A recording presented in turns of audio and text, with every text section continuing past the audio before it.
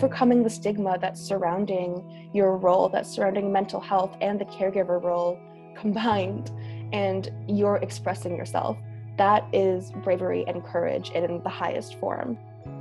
I've been a caregiver now for about 8 years for my father. He has a severe traumatic brain injury, and I've been caring for him at home and then to the hospital, and now he is in long-term care. I first became a caregiver about 3 years ago when my mom got diagnosed with breast cancer. I became a caregiver in my late teens when I was around 16, 17 years old. For the next 4 or 5 years, I was caring for someone with Parkinson's disease.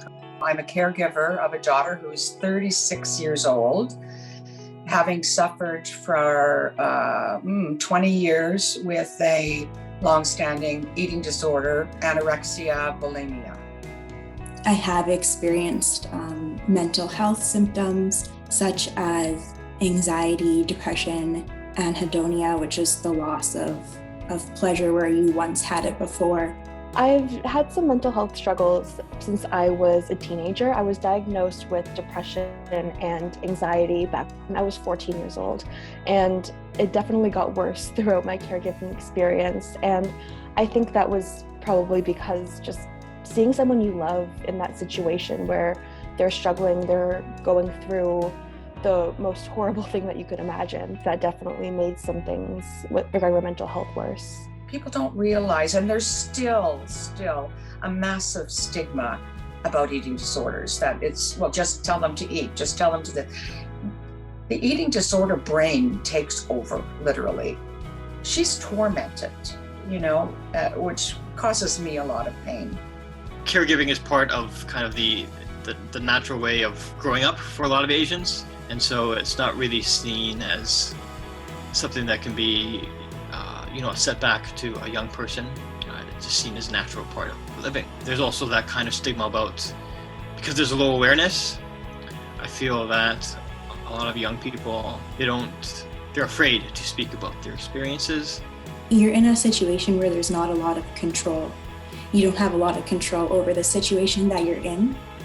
There's no clear direction or path that you should be taking.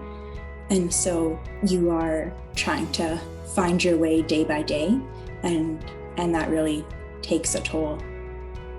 I would tell other caregivers who are experiencing mental health symptoms to not be afraid to reach out. You don't even have to know where to go. As long as you start asking questions, someone will guide you along. There's lots of resources out there. There is definitely a lot of stigma surrounding the caregiving experience and how you should be able to put your own experiences aside to help out this person because you were supposed to be selfless and you're supposed to be making those sacrifices. It's totally normal and it's totally okay to think about yourself, especially because you can't be caring for someone if you're not in the right place of mind yourself. If you're feeling any type of anxiety or grief or any kind of negative emotion, don't be afraid to talk about it.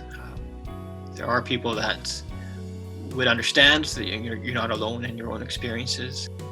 For anyone who is worried about reaching out, who thinks that venting or crying would be a sign of weakness, I would actually say it's a sign of strength. You're overcoming the stigma that's surrounding your role, that's surrounding mental health and the caregiver role combined, and you're expressing yourself.